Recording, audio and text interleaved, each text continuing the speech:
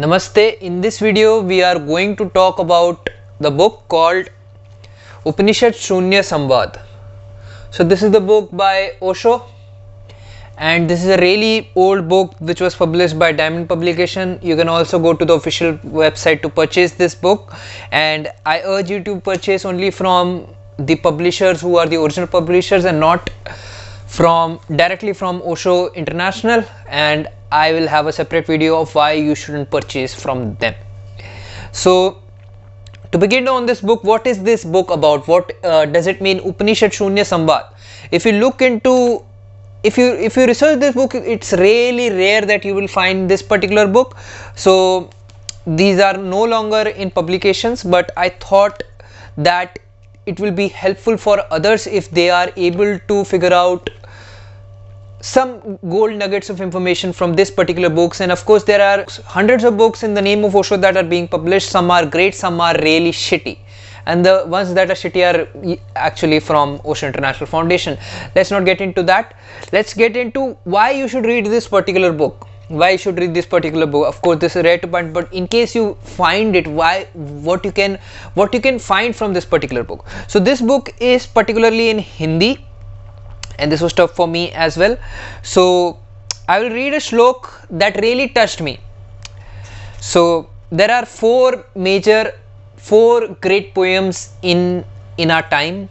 The four great poems are तत्वमसि वह तू है, त्वम तदसि तू वह है, त्वम ब्रह्मास्मि तू ही भगवान है, और अहम ब्रह्मास्मि मैं ही भगवान हूँ.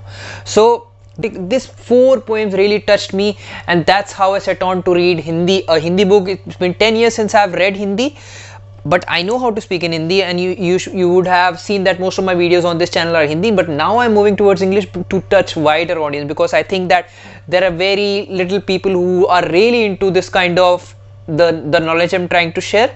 So language shouldn't be a barrier. That's why I'm moving more into English. So the four poems say basically that the first poem says you are it, whatever you're searching for, you are it. The second poem is it is you, whatever it is that you think you are trying to find, it is you. Third poem is Tvam Brahmasmi, you are God, Guru says to the disciple. And the fourth is when disciples really becomes a guru and he claims Aham Brahmasmi, I am God. He really begins to know that yes, I am the reality. So this is also the same things that Mansoor says when he becomes enlightened, which is why his head, his legs, his hands were cut off, was Anhal Haq. Aham Brahmasmi is the same as Anhal Haq. It's just different language. This is one of the greatest things that really touched me. Of course this is a compilation of many discourses. You can go ahead and find the discourse on oshoworld.com. there are hundreds of discourses freely available. Don't waste your money on Osho International. It was Osho's desire that his teaching should remain forever open for use for everyone. He always wanted to work for the society, and he never wanted his work to be copyrighted, but of course some people want to make money out of it, so don't fall into that trap. That's my suggestion. So another great thing that you can find from this book is about the famous quote called Satyamev Jayate. Now we think that truth always prevails. That's what we say ourselves, that this guy is cheating us, but we still say truth always prevails. We will win. We are the side of truth. We are the side of dharma. We will win. So in real life, Osho explains that in real life it's really rare that in material life, it's really rare that truth will prevail. On the flip side, whoever wins writes the truth in way that truth prevailed. So this is the politics that happens in real world. Now he gives an example of Hitler, the Axis forces, and the Allied forces, which were Britain and Russia and other countries together. So he gives an example of that, how if Hitler would have won, he would have rewritten the history in his own way. Since the Allied forces won, they wrote it in other way. So that's how world works. So you cannot claim that truth always prevails, truth always wins. You cannot claim that. On the flip side, it's always that whoever is the most untrustworthy, whoever is most deceitful wins, because in real world deceit works. In real world you can fool others and you can win, but in inside world, the inside world, that is the world of soul, the world of realization, you cannot win by fooling others, you cannot deceive others, because the other is you. You cannot deceive yourself. Yourself would know what you are doing. So this is what happens, that most people are running outwards, most people are trying to possess things, but in reality they are possessing nothing, because the only thing they can possess is their own self, and they are unable to do that, which is what happens in most cases, which is why people are depressed, even if they have money, even if they have success as per society wants them to have it, or as per society expects them. So this is the reality that Osho explained, that Satyamev Jayate is not always true. It's true for the inside world, that truth always figure, you will also always figure out the truth, because the truth is truth, you cannot cover it.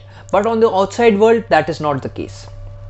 That was really life changing. Like, people say that if you go along the path of truth, then you will be successful, you will make a great living, you will get amazing life in the future, in the afterlife, etc. But that's not the case. You can see already that many of the dubious personality, many of the phony personality, many of the culprits, criminals, are in position of power, are in position of fame, are in position of comfort, and the people who say truth, people who are on the side of, you can call it dharma, are actually suffering. That's the case. For the inside world this is true, for outside world it's not true. So that's the case. Third thing I want to talk about is a poem called Man Evam Manushinam Karanam Bandhumokshyo Bandhaye Vishyasaktam Muktai Nirvishyam Samartam. So Man Evam Manushinam Karanam Bandhumokshyo basically means that mind is responsible for your bondage as well as for your salvation. So your mind is responsible. Mind is binding you to a certain life. If you're not happy with your life, what's happening? Your mind, your present state of ideology, present state of mindset, your present state of what you think is right, what is wrong, is destroying your life, is making your life impossible to live.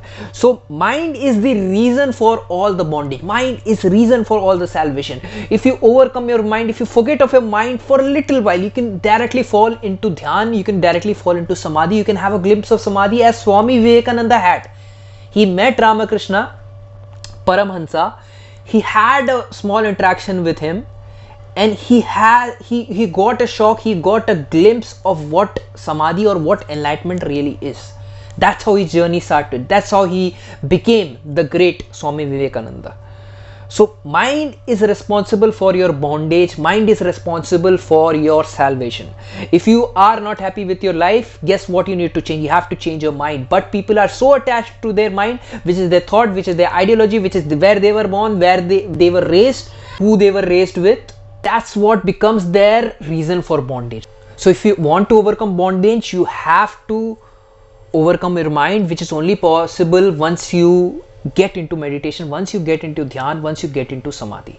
So that's the meaning of this poem, this shlok.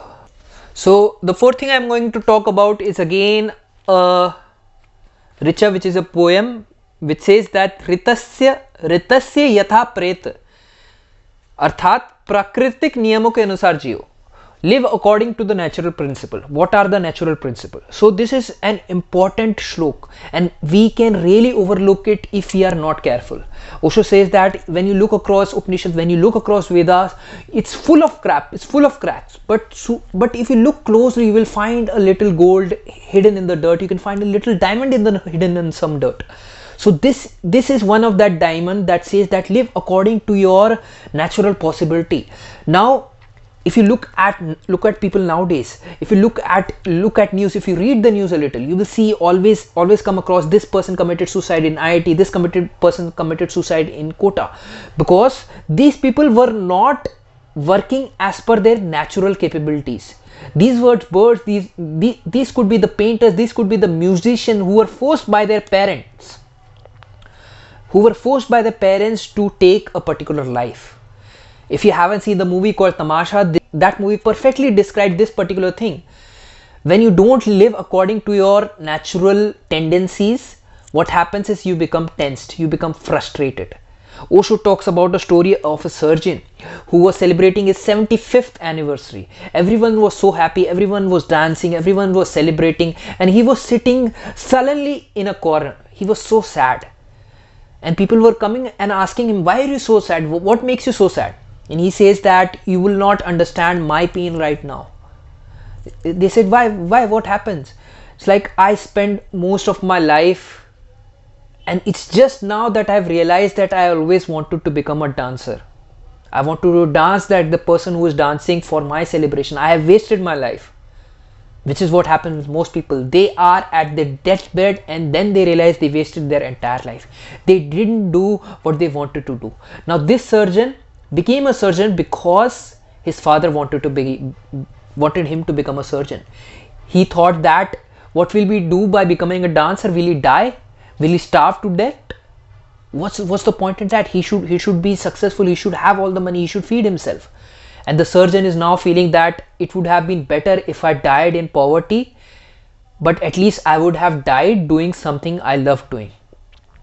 It's a beautiful story and it's a sad story. What are you doing right now? The question is to you.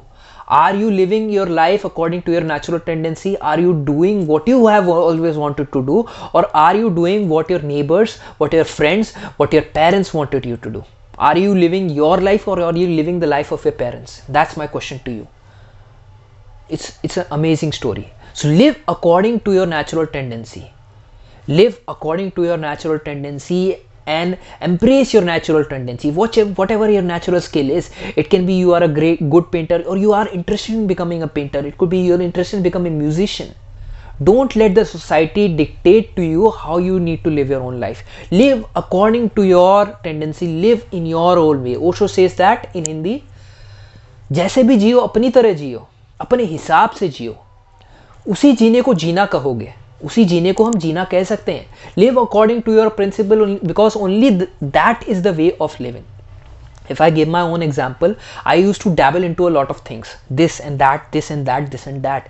So my parents were worried, my friends were worried, my mentors were worried. Do one thing at a time. Do one thing, man. Don't dab into multiple things. But if I did only one thing, I would feel so frustrated. Like doing that one thing would take so much energy away from me that doing multiple things wouldn't, because I was using the energy to go against my own flow.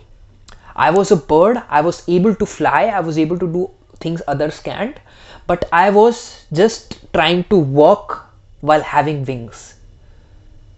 Like I was feeling like a cock. I was feeling like a chicken. Chicken has wings, but he walks. He jumps, but he walks most of the time. So if you are meant to fly, don't walk. That's my message to you. Understand that you are unique. Understand that you need to live your own way. Don't follow a set dogma that this is the way to live. Don't follow any religion. Don't follow anything. That's what Osho teaches. Amazing teacher, you should definitely follow it. I would say that don't be opinionated towards something or against something before dabbling into that, before understanding the other side, other point of view. Currently what's happening is that the Osho or Bhagwan's Rajneesh ideology has been adulterated in a lot of way by Osho International, and also the way he is being portrayed, or the way he has been portrayed in the past is really bad. So you need to dabble into this. You need to understand it. If you like this video, you can share this video with your friends. Subscribe to this channel. I will try to bring more hidden books, more hidden information towards you so that it can help you. And if you have any suggestion, comment down below. If you have any criticism, again comment down below. Thanks a lot for watching. I'll see you in the next video.